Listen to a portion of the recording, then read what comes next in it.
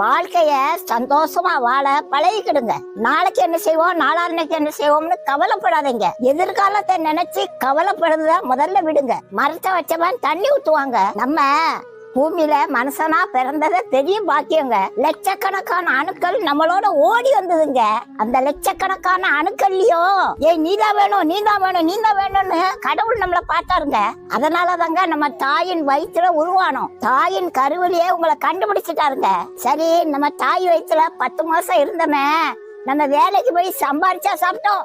சரி, பூமியில வந்து பிறந்துட்டான், உடனே வேலைக்கு போய் சம்பாதிக்க ஆரம்பிச்சோமா?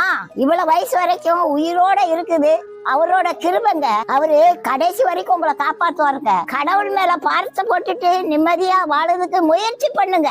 நீங்க கவலைப்படுறதுனால ஒண்ணும் மாறாதுங்க. நரைச்சு போன தலை முடிய கூட உங்களால கருப்பாக்க முடியாது. கையடிச்சாலும் 4 நாளைக்கு தான் கருப்பா இருக்கும். முடிய கூட மாற்ற முடியாத நீங்க